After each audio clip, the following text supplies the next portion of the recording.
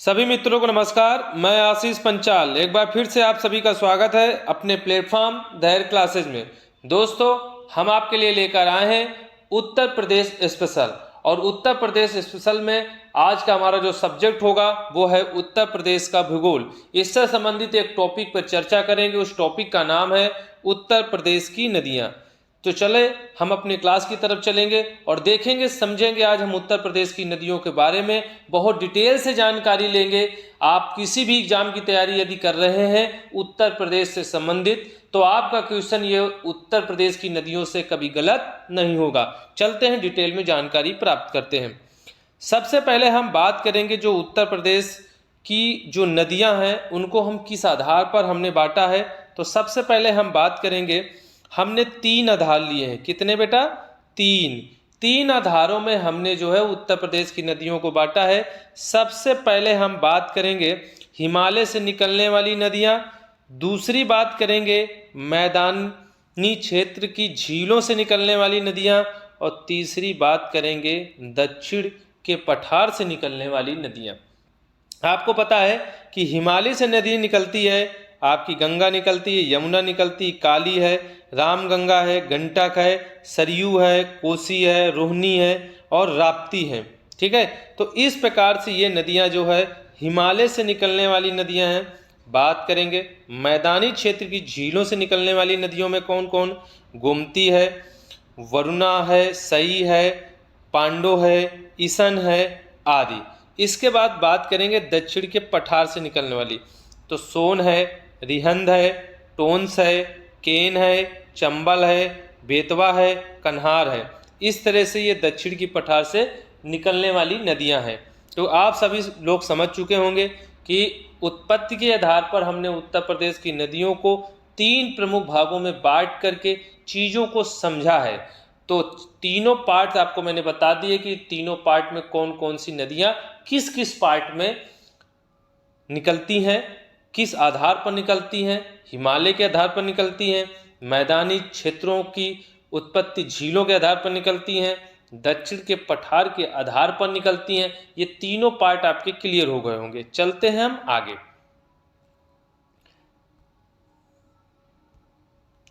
इसके बाद हम बात करेंगे सबसे पहले गंगा नदी की उत्पत्ति कैसे हुई, कैसे इसका निर्माण हुआ। तो इसी संदर्भ में बात करेंगे हम। सबसे पहले हम बात करेंगे, ये हमने गंगा नदी के निर्माण की जानकारी को समझेंगे। सबसे पहले बात करेंगे हम, चलते हैं इधर से। सबसे पहले मेरी बात सुनो, ये है बद्रीनाथ चोटी और ये है केदारनाथ चोटी।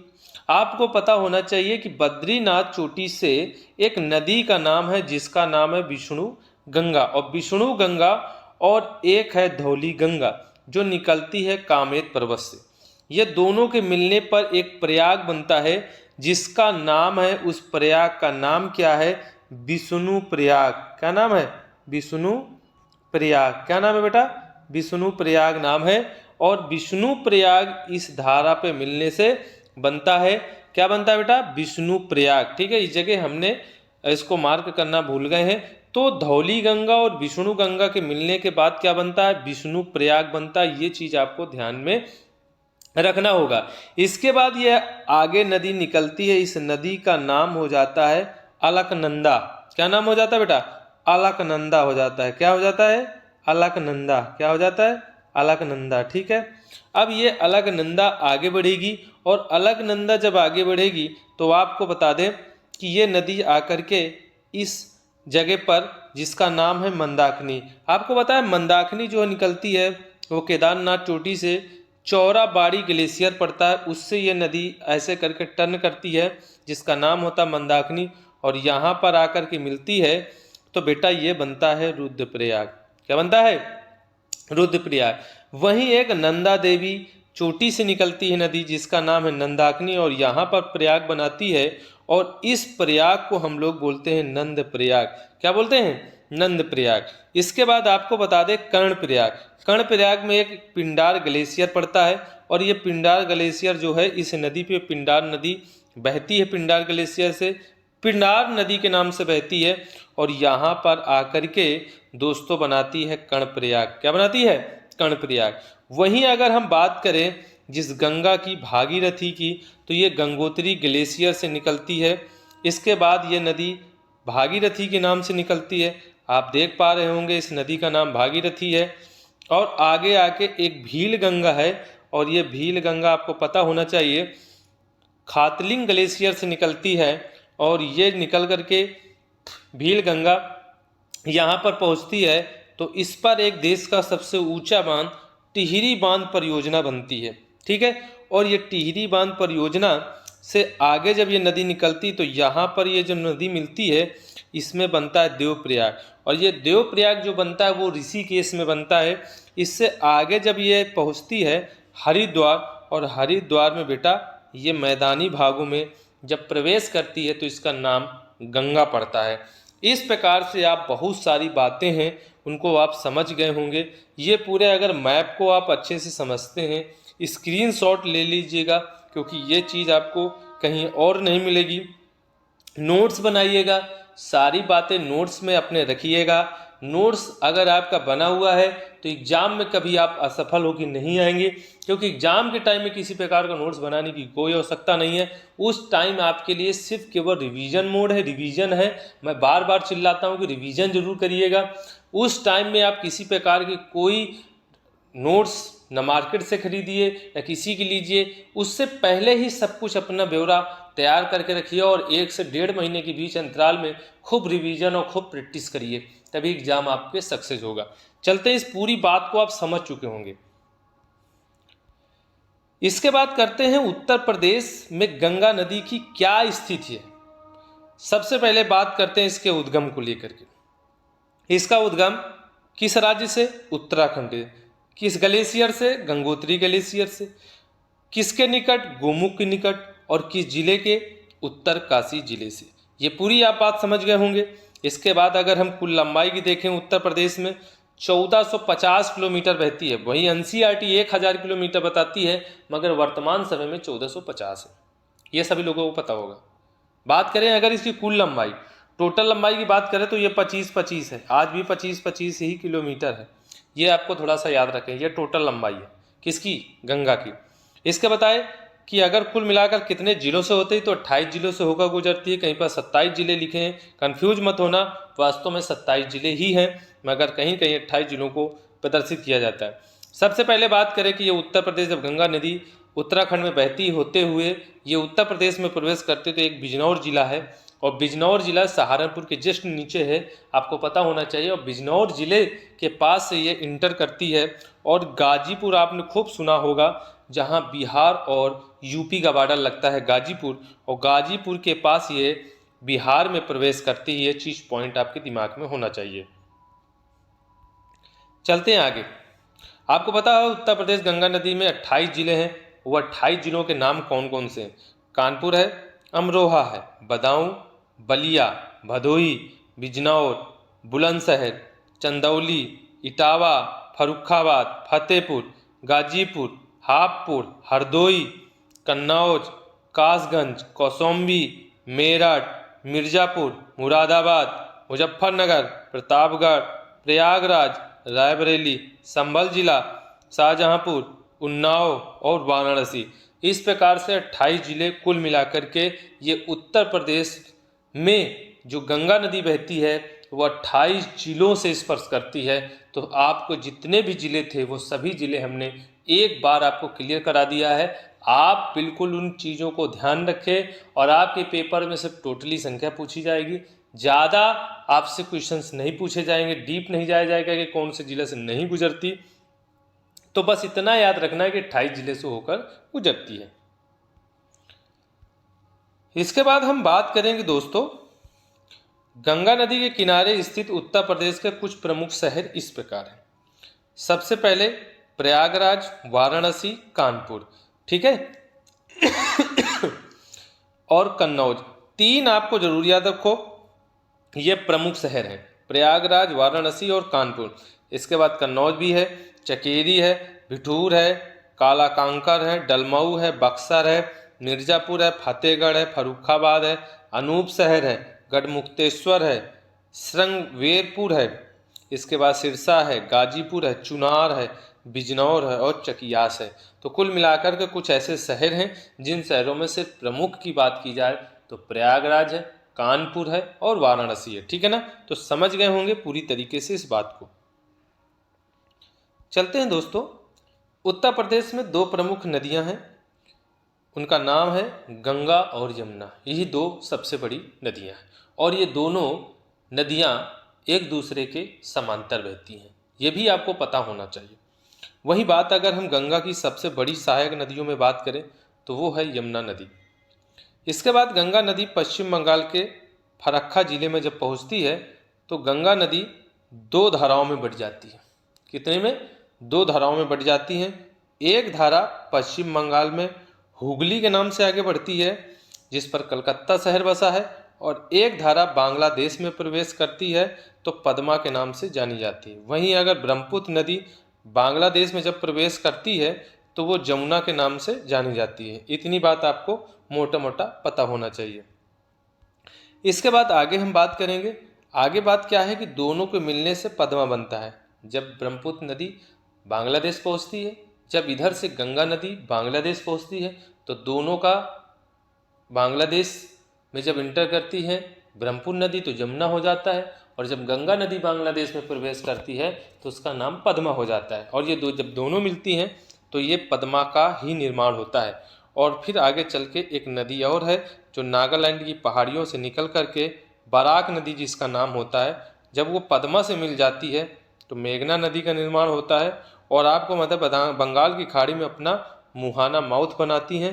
और इसी माउथ को विश्व का सबसे बड़ा डेल्टा कहा जाता है जिसका नाम होता है गंगा ब्रह्मपुत्र का डेल्टा, या गंगा ब्रह्मपुत्र नदी के आधार पर बनाया गया है और इसी का नाम गंगा ब्रह्मपुत्र डेल्टा भी रखा गया है। और सुंदरबन का डेल्टा भी कहा जाता है जो मैंग्रोव वन के लिए जाना जाता है पूरी दुनिया में। आपको बता दें, गंगा नदी के किनारे प्रमुख शहरों में कानपुर है, प्रयागराज है और वाराणसी, ये तीन आपको याद रखना है। इसके बाद कुछ हम योजनाओं के बारे में बात करेंगे कि 20 मार्च 2017 को उत्तराखंड ने मतलब उत्तराखंड की सरकार ने उच्च न्यायालय से निवेदन किया कि गंगा और यमुना नदी को जीवित प्राणी का दर्जा दिया जाए, और ये उत्तराखंड उच्च न्यायालय ने इसको जीवित दर्जा का प्रावधान लागू किया। इसके बाद आपको बता दें, नवंबर 2008 में गंगा नदी को राष्ट्रीय नदी का भी दर्जा दिया गया। वहीं आप बात करें 2014 में गंगा नदी में प्रदूषण नियंत्रण को रोकने के लिए नमामि गंगे परियोजना की शुरुआत की गई। तो इस प्रकार कुछ गंगा नदी में चलाए गए कुछ कार्यक्रम थे, वो भी आपके क्लियर होते होंगे। आगे चलेंगे। अब हम दोस्तों बात करेंगे गंगा नदी की सहायक नदियों के बारे में। अब गंगा नदी की कुछ सहायक नदियां हैं, तो हम बाएं से भी देखेंगे, हम दाएं से भी देखेंगे। तो सबसे पहले हम बात करेंगे बाएं से। बाएं में रामगंगा है, गोमती है, घाघरा है, शारदा है और गंडक है। इस प्रकार अगर हम दाएं में देखें तो दाएं में आपकी यमुना नदी है, टोंस नदी है और सोन नदी है।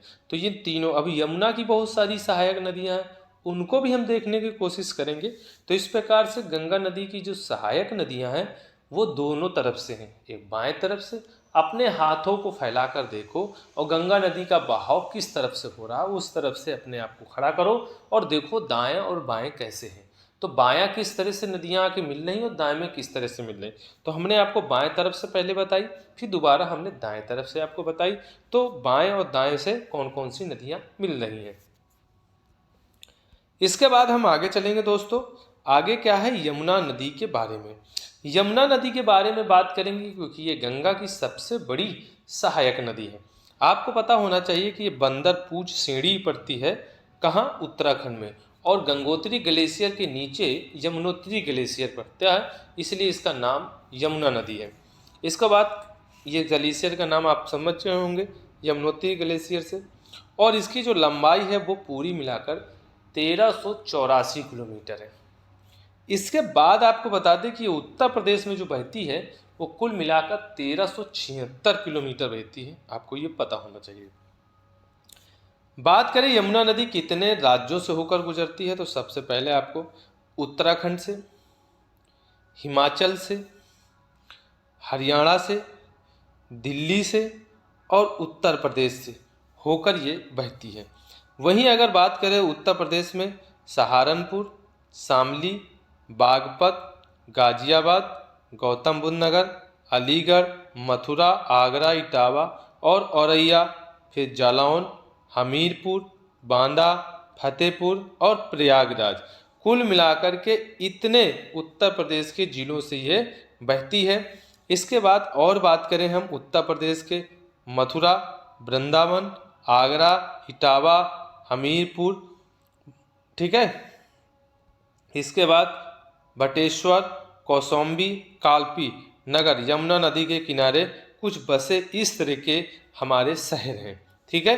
तो इन शहरों के बारे में भी पता होना चाहिए। मथुरा का नाम तो खूब लोगों को पता रहता है कि यमुना नदी के किनारे मथुरा जिला है। मथुरा जिला के अंदर वृंदावन पड़ता है, वो भी स्थित इसी पर। आगरा आपको पता होना यमुना नदी किनारे, इटावा यमुना नदी किनारे है, हमीरपुर यमुना नदी किनारे है, बटेश्वर कौशाम्बी ये भी यमुना नदी, क्योंकि आपको पता होना चाहिए प्रयागराज गंगा और यमुना के मिलने के बाद प्रयागराज बनता है। वहीं आपका कालपी एक नगर पड़ता है, ठीक है, तो ये भी झांसी के पास होता है। तो आपको पता होना चाहिए, झांसी शायद झांसी के पास है, तो आपको पता होना चाहिए कि कालपी नगर भी, ये सारे क्या हैं, यमुना नदी के किनारे बसे हुए हैं। अगर हम जिलों की बात करें तो जिलों में आपको सहारनपुर जो हिमाचल प्रदेश से टच करता है, हरियाणा से टच करता है, उत्तराखंड से टच करता है, ये जिला उत्तर प्रदेश का उत्तरी जिला माना जाता है। तो ये भी बेटा क्या है, ये भी यमुना नदी को टच करता है। शामली है, बागपत है, शामली आपको पता होना चाहिए सबसे पश्चिमी जिला माना जाता है उत्तर प्रदेश का। बागपत है उसके नीचे, गाजियाबाद है, गौतम बुद्ध नगर है, अलीगढ़ है, मथुरा है, आगरा है, इटावा है और औरैया है, जालौन है, हमीरपुर है, बांदा है, फतेहपुर है और प्रयागराज। नाम एक बार अगर अच्छे से समझ लेते हैं, मैप से समझ लेते हैं, तो आपको कोई दिक्कत नहीं होगी। तो इस प्रकार यमुना नदी में कुछ पॉइंट्स बन रहे थे, वो सारे पॉइंट्स क्लियर होते हैं बेटा। और अब हम लोग क्या करेंगे, आगे चलेंगे।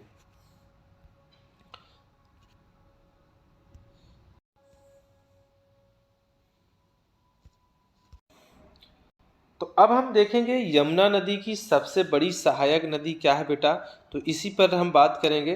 तो सहायक नदी जो है वो है चंबल नदी, आपको पता होना चाहिए। और यमुना नदी की कुछ प्रमुख सहायक नदियां हैं, जिनमें आपको सबसे पहले चंबल पढ़ना है, दूसरा बेतवा नदी और तीसरी आपकी केन नदी। यमुना की ये प्रमुख सहायक नदियां हैं। बात करेंगे अब चंबल नदी के बारे में। चंबल नदी की टोटल लंबाई 1050 किलोमीटर है, ये आपको पता होना चाहिए। इसके बाद आपको पता होना चाहिए चंबल नदी का उद्गम क्या है, ये जाना पाव पहाड़ी है जो मालवा पठार के अंतर्गत स्थित है। और ये इसका उद्गम जो होता है वो मध्य प्रदेश के मऊ जिले से होता है। आपको बता दें कि चंबल नदी 3 राज्यों से होकर बहती है, सबसे पहले मध्य प्रदेश, दूसरा राजस्थान और उत्तर प्रदेश, और इस प्रकार से 3 राज्यों की सीमा को निर्धारण करती है। इसके बाद आपको मैं बता दूं, आगे चलेंगे हम लोग, और आगे आपको मैं बताऊं कि चंबल नदी जो है इसकी प्रमुख सहायक नदियां क्या क्या हैं। तो सबसे पहले आपको पता होना चाहिए कि चंबल में आके काली सिंध मिलती है, पार्वती मिलती है, बनास मिलती है, और ये नदी उत्तर प्रदेश के इटावा जिले में यमुना नदी में मिल जाती है जाके। आपको पता होना चाहिए कि इटावा के पहले एक राजपुर पड़ता है, और राजपुर के पास में ये जाकर के यमुना से टच करती है और यमुना के साथ अपनी पानी को मर्ज करती है, और इस प्रकार यमुना में सहायक नदी के रूप में स्थापित हो जाती है। इसके बाद मैं बात करूंगा बेतवा नदी के बारे में। और बेतवा नदी जो है वो उसकी टोटल लंबाई 480 किलोमीटर है। ये सबसे पहले आपको याद रखना है, क्योंकि आपको पीसीएस जैसे एग्जाम में लंबाई के आधार पर उत्तर प्रदेश में नदियों को सजाया जा सकता है, तो उसको भी आप थोड़ा सा ध्यान में रखेंगे, क्योंकि ऐसे ही क्वेश्चन सिविल सेवा आयोग बनाता है। बेतवा नदी के अगर उद्गम की बात करें तो एक कुमरा गांव पड़ता है जो मध्य प्रदेश के रायसेन जिले में पड़ता है। और आपको बता दें बेतवा नदी जो है उत्तर प्रदेश के झांसी, औरैया, जालौन और हमीरपुर जिले से होकर बहती है। सबसे पहले आपको रखना है कि बेतवा नदी कहाँ कहाँ से बहती है, किन किन जिलों से बहती है। झांसी से बहती है, औरैया से बहती है, जालौन से बहती है और हमीरपुर जिले से बहती है। वहीं अगर देखें कि इसका मिलन यमुना में कब होता है, तो हमीरपुर के पास ये यमुना में मिलती है। आपको पता होना चाहिए, क्योंकि आपसे क्वेश्चन पूछ सकता है कि जिले में आकर बेतवा नदी यमुना से साथ मिलती है। अब अगर संस्कृत नाम में अगर देखा जाए तो इसका वेत्रवती है। इसका क्या है? वेत्रवती नाम है, तो याद रखना है ये भी है। अब बात करेंगे हम लोग केन नदी की। तो केन नदी के बारे में यदि बात करें तो सबसे पहले उसकी लंबाई बात करेंगे, 308 किलोमीटर है। इसके बाद हम बात करेंगे केन नदी का उद्गम कहाँ होता है। तो कैमूर की पहाड़ी आप लोग जानते होंगे, बहुत सारे बच्चे चित्रकूट घूमते होंगे, और चित्रकूट में जितनी भी पहाड़ियाँ हैं उनको हम सब कैमूर की पहाड़ियाँ कहते हैं, और वो बुंदेलखंड पठार के अंतर्गत पहाड़ियाँ आती हैं। इसके बाद आपको पता होना चाहिए कि कैमूर की पहाड़ियाँ ज़्यादातर मध्य प्रदेश राज्य में फैली हैं, ठीक है, यूपी उसका बॉर्डर लगता है। इसके बाद आपको मैं बता दूं कि इस नदी को कर्णावती के नाम से जाना जाता है। उपनाम भी पता होना चाहिए, कर्णावती के उपनाम से जाना जाता है। केन नदी भोजवा, आपको भोजहा भोजहा बांदा जिला के पास पड़ता है। केन नदी भोजहा बांदा जिले के पास यमुना नदी में मिल जाती है। अब बात करेंगे टोन्स, जो डायरेक्टली गंगा में ही मर्ज होती है, यमुना में नहीं होती। ये आपको ध्यान में रखना है। दो ऐसी नदियां हैं जब हम दाएं हाथ, अब डायरेक्टली जो है यमुना मिलती है डायरेक्टली, कई सहायक नदियों से मिलाकर बनती है, मगर टोन्स जो डायरेक्ट यमुना में नहीं मिलती, ये डायरेक्ट गंगा में मिलती है, और सोन भी डायरेक्ट गंगा में मिलती है। तो ये याद रखना, टोन्स नदी, इसकी टोटल लंबाई 265 किलोमीटर है। इसके बाद उद्गम इसका तारमा कुंड, जो कैमूर श्रेणी मध्य प्रदेश से होता है।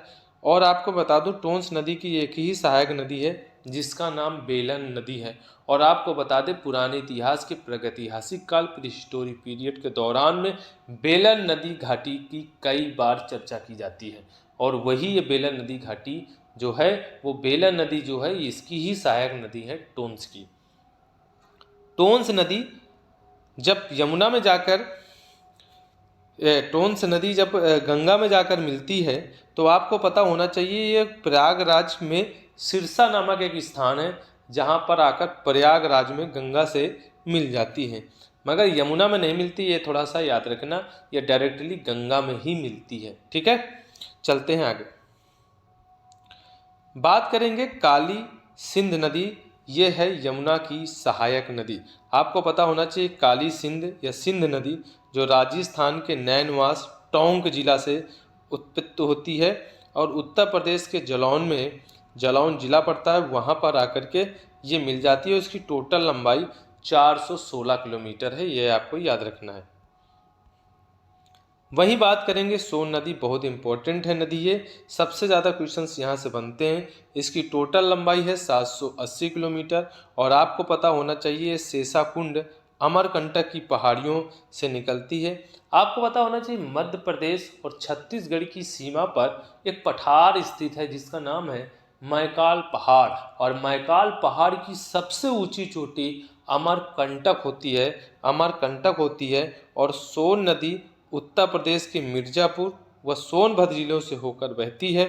और आपको बता दें सोन नदी की सहायक नदियाँ कौन कौन सी हैं, तो आपको पता होना चाहिए रिहंद है, कनहर है, उत्तरी कोयल है। क्या है? उत्तरी कोयल है। तो सोन नदी की कुछ सहायक नदियाँ हैं जो पेपर में आपसे बना सकते हैं, जो इम्पोर्टेंट है नदी, इसलिए यहाँ से सहायक नदियाँ पूछी जा सकती हैं। इसलिए आपको पता होना चाहिए कि सोन की जो सहायक नदियाँ हैं वो कौन कौन सी हैं। तो रिहंद है, और रिहंद का नाम कई बार आता है। फिर इसके बाद कनहर है और उत्तरी कोयल है। आपको बता दें कि एक बहुत इंपॉर्टेंट पॉइंट बनता है पेपर की दृष्टि से, वेरी वेरी मोस्ट इम्पॉर्टेंट। आपको बता दें कि दाएं हाथ से मिलने वाली नदियों में यदि देखा जाए गंगा में, तो सबसे अंतिम नदी सोन नदी ही होती है, ठीक है। तो इस प्रकार से सोन नदी के बारे में जितनी भी बातें थी वो सारी बातें आपको पूरी तरीके से क्लियर हो गई होंगी। सबसे पहले ध्यान रखना है कि अमरकंटक चोटी से निकलती है मैकाल पहाड़ के, और इसके बाद ये उत्तर दिशा में बहते हुए जाकर सबसे पहले सोनभद्र पहुंचती है, और सोनभद्र के बाद जाके गंगा में जब इसका मिलन होता है तो वो होता है जाकर के कहाँ पर, पाटिलपुत्र, जो आज हम पटना के नाम से जानते हैं, वही पटना के पास में इस नदी से पहले एक सोनपुर पड़ता है। सोनपुर बिहार मेला भी लगता है, और उसी के पास ये सोन नदी जाकर गंगा से मिलती है। इसके बाद बात करेंगे हम लोग रामगंगा नदी। रामगंगा नदी का जो उद्गम होता है, सबसे पहले इसकी लंबाई पर चर्चा करेंगे। 690 किलोमीटर होती है इसकी लंबाई, और इसकी जो उत्पत्ति है उद्गम हिमालय से है, और ये दूधा टोली श्रेणी है। वहाँ पर एक दूधा टोली श्रेणी पड़ती है जो पौड़ी गढ़वाल से होता है। आपको तो रामगंगा नदी कॉर्बेट नेशनल पार्क से होकर बहती है। आपसे क्वेश्चन पूछ सकता है कि कौन सी नदी कॉर्बेट नेशनल पार्क से होकर बहती है, तो सीधा सीधा बताएंगे रामगंगा नदी। इसके बाद तथा रामगंगा नदी कालागढ़ जिला बिजनौर से मैदानी भागों में प्रवेश करती है।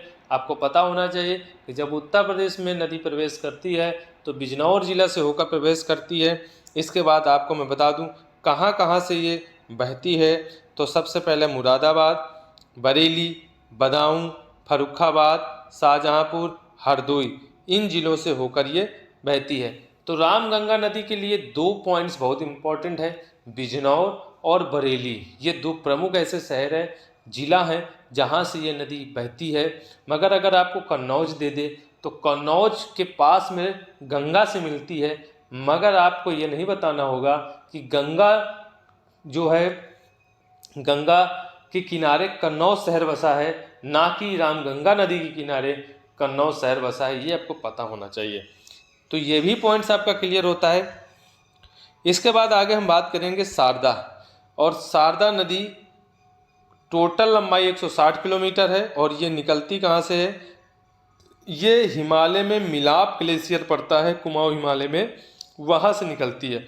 और प्रारंभ में इसका नाम काली गंगा होता है और गौरी गंगा है। ये सभी नेपाल में इनको जाना जाता है। शारदा नदी ब्रह्मदेव के निकट मैदानी भागों में प्रवेश करती है, और शारदा नदी सांप की तरह टेढ़े मेढ़े मार्ग से होकर बहती है। इसलिए शारदा एवं घाघरा नदी का संगम बहराम घाट के पास होता है। आपको पता होना चाहिए कि घाघरा नदी की ये सहायक नदी है शारदा नदी, और इसका जो मिलन होता है घाघरा नदी के साथ वो होता है बहराम घाट के निकट। आपको पता होना चाहिए शारदा नदी पीलीभीत और नेपाल की सीमा को निर्धारित करती है। आपको पीलीभीत पता होगा, जो नेपाल से टच करता है, उत्तराखंड से टच करता है, ठीक है, आपको पता होना चाहिए। तो पीलीभीत और नेपाल की सीमा को कौन नदी निर्धारण करती है, वो है शारदा नदी। तो सभी लोगों को पता हो गया होगा हमारे इस पॉइंट के बारे में। इसके बाद आगे चलेंगे। अब बात करेंगे गोमती, जहाँ से क्वेश्चन हमेशा पेपर में आए हुए हैं। गोमती नदी, आपको पता होना चाहिए गोमती नदी की लंबाई 910 किलोमीटर है। वहीं अगर हम उद्गम की सबसे पहले बात करें तो ये पीलीभीत जिले में एक झील पड़ती है जिसका नाम है फुलहर झील। क्या है? फुलहर झील। और गोमती नदी उत्तर प्रदेश के पीलीभीत जिला, शाहजहांपुर जिला, लखीमपुर, सीतापुर, लखनऊ, सुल्तानपुर और जौनपुर, इन जिलों से होकर ये बहती है, और गाजीपुर जिले के पास गंगा नदी से मिल जाती है। आपको पता होना चाहिए। और उत्तर प्रदेश के लखनऊ, सुल्तानपुर, जौनपुर नगर गोमती नदी के किनारे बसे हुए ये 3 प्रमुख ऐसे जिले हैं जो बिल्कुल 100% इसी नदी को टच करके चलते हैं। तो ये भी आपको पूरी तरीके से पता होना चाहिए। बात करें राप्ती, राप्ती से क्वेश्चन आ सकता है पेपर में। तो पहले टोटल लंबाई देख लेंगे 640 किलोमीटर, और सबसे पहले देखेंगे इसका जो है उद्गम कहाँ हुआ है। तो रुक्कुमकोट जो नेपाल में पड़ता है वहाँ से इस नदी का उद्गम हुआ है, और इसकी एकमात्र सहायक नदी है रोहिणी नदी। आपको बता दें राप्ती एवं घाघरा नदियों का संगम जो है वो कहाँ पर होता है। घाघरा से कहाँ मिलती है राप्ती, तो वो उत्तर प्रदेश के देवरिया जिले में एक बरहज नामक स्थान है, वहाँ पर आकर ये नदी आकर टच करती है। और सबसे इम्पॉर्टेंट पॉइंट जो बनता है वो राप्ती नदी के किनारे गोरखपुर शहर है, ये आपको पता होना चाहिए। इसके बाद करें हम घाघरा नदी के बारे में। बहु बच्चों को कंफ्यूज रहता है घाघरा नदी, तो घाघरा नदी को ही उत्तर प्रदेश में सरयू नदी भी कहते हैं। कभी गलत मत करके आइएगा मेरे भाई, ठीक है ना। सबसे पहले हम बात करेंगे उद्गम की। उद्गम जो है ममचा चुंगू हिमालय, ये ममचा चुंगू हिमनंद है जो तिब्बत में पड़ता है बेटा, और घाघरा नदी वहीं से निकलती है। और घाघरा नदी की बहुत सारी सहायक नदियां हैं, करनाली है, सिख है, टीला है, सेठी है, बेरी है, राप्ती है, छोटी गंडक है। इस प्रकार से ये घाघरा की सारी सहायक नदियां हैं और शारदा भी है। इसके बाद आपको बताया घाघरा नदी को सरयू नदी के नाम से जाना जाता है, ये आपके दिमाग में बिल्कुल पड़ जाना चाहिए। और टोटल लंबाई 1080 किलोमीटर है। और घाघरा नदी जो मिलती है आकर के गंगा से, वो बिहार में मिलती है छपरा के पास, ये आपको पता होना चाहिए। और दूसरा पॉइंट जो है वो अयोध्या नगर जो है वो सरयू नदी के किनारे या घाघरा नदी के किनारे बसा हुआ है, ये आपको पता होना चाहिए। चलते हैं गंडक नदी के बारे में।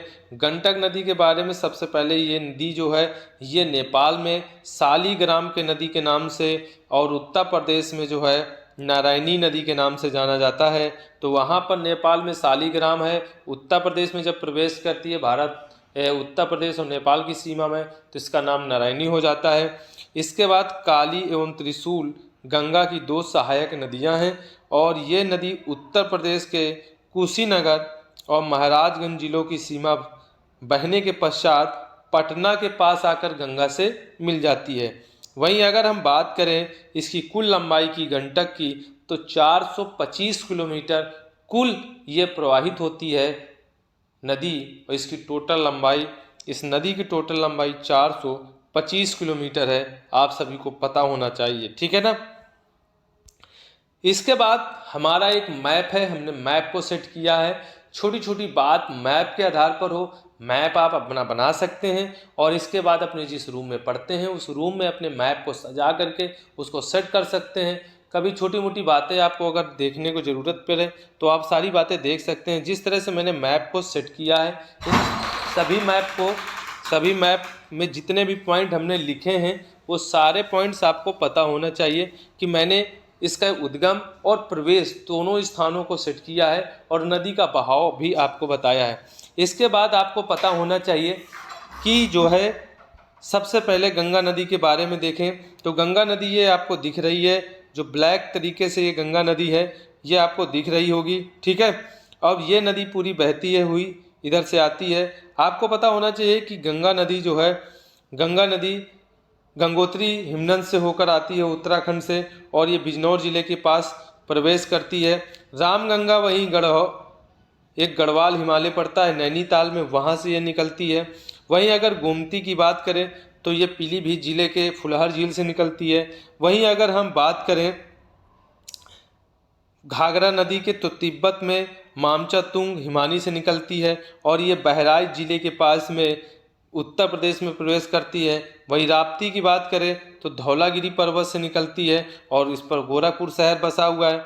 वहीं पर अगर हम बात करें बेटा जो है गंडक नदी की तो ये गंडक नदी महाराजगंज के पास में भारत में प्रवेश करती है, आपको पता होना चाहिए, ठीक है। और गंडक नदी को नेपाल में क्या जानते हैं बेटा, शालिग्राम। और जब उत्तर प्रदेश में प्रवेश करती है बॉर्डर के दौरान तब आपका नाम नारायणी हो जाता है और जब ये उत्तर प्रदेश में प्रवेश करती है तो इसका नाम गंडक हो जाता है। क्लियर हो गया होगा। इसके बाद आपको बताते कि देवरिया जिले के पास में आकर के घाघरा और राप्ती मिलती है, ये भी मैंने क्लियर करा दिया आपको। इसके बाद आपको पता होना चाहिए ये पूरी जितनी नदी है ये आपकी यमुना नदी है और यमुना नदी में आपको पता होना चाहिए ये चंबल नदी है, ठीक है। चंबल नदी में काली, सिंध, ठीक है, ये सारी छिप्रा, ये सभी नदियां आकर मिलती हैं। और आपको मैं बता दूं कि ये बेतवा नदी है और बेतवा विंध्याचल पर्वत के रायसेन जिले से निकलती है, ठीक है। इसके बाद आपकी एक केन नदी है तो ये केन नदी कैमूर की पहाड़ी से निकलती है, ये भी आपको पता होना चाहिए, ठीक है ना। इसके बाद आपको बता दें ये जो सबसे नीचे है अमरकंटक चोटी, जो सोन नदी निकलती है, मैकाल पहाड़ की सबसे ऊंची चोटी अमरकंटक चोटी जहाँ से सोन नदी निकलती, तो ये भी बात क्लियर हो गई होगी। इसके बाद आप देख ले प्रयागराज पड़ता है, प्रयागराज में गंगा और यमुना का मिलन होता है, ठीक है। इसके बाद ये गाजीपुर है और गाजीपुर में जो है कौन मिलती है, गोमती। गोमती किसके साथ मिलती है आपको पता होना चाहिए, इधर से गंगा और इधर से गोमती।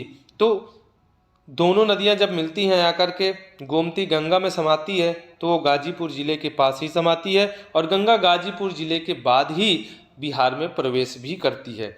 तो सारे पॉइंट्स जितने जितने थे वो सारे पॉइंट्स आपके क्लियर होते हैं। तो बिल्कुल आप पूरी तरीके से क्वेश्चन में मिस्टेक ना हो और शारदा नदी के बारे में अगर हमने देखा था तो वो उत्तराखंड के मिलाम हिमनद से निकली है शारदा नदी, इसके बारे में आपको पता होना चाहिए। और शारदा घाघरा की सहायक नदी है, राप्ती भी घाघरा की ही सहायक नदी है, और घाघरा को उत्तर प्रदेश में सरयू नदी के नाम से जाना जाता है। और अयोध्या जो श्री राम भगवान की नगरी है वो आपको पता होना चाहिए, अयोध्या सरयू नदी के किनारे बसा हुआ है। तो कुल मिलाकर के जितने पॉइंट मैंने कराए हैं उससे ज़्यादा बेस्ट कंटेंट आपको मिलेगा ही नहीं। अगर ये बेस्ट कंटेंट आप रट के जाते हैं, बिल्कुल कंफर्म करके जाते हैं, तो उत्तर प्रदेश की नदियों के बारे में क्वेश्चन आपसे गलती नहीं होगी। अगर पेपर में बिल्कुल तरीके से पढ़ा है आपने और पेपर में जैसे बैठेंगे यहाँ से अगर कोई क्वेश्चन आता है तो आप 100% करके आएंगे, ये मेरा बिल्कुल वादा है। और अपना नोट्स बना के जरूर जाइएगा। और यह तो वीडियो को कम से कम 2 से 4 बार देखिए और उनकी लंबाइयों का आधार भी देखिए, क्योंकि पीसीएस जो है फैक्चुअल जानकारी नहीं, ऐसा घुमाएगा क्वेश्चंस जो आपको दिक्कत देगा। और अपनी लंबाई के आधार पर उन नदियों को हम इग्नोर कर देते हैं और उसको इग्नोर नहीं करने देना। और आप बिल्कुल तैयारी के साथ जाइए, अच्छा करके आइएगा, ये मेरा वादा है। ठीक है, तो इस तरह से आज का हमारा जो टॉपिक था उत्तर प्रदेश के भूगोल सब्जेक्ट में, जहाँ पर उसका एक टॉपिक है उत्तर प्रदेश की नदियाँ, कंप्लीट होता है आज का हमारा टॉपिक। और फिर हम अगले नेक्स्ट टॉपिक में मुलाकात करेंगे आपसे। आज के लिए बस इतना ही। थैंक यू सो मच, धन्यवाद, जय हिंद, जय भारत।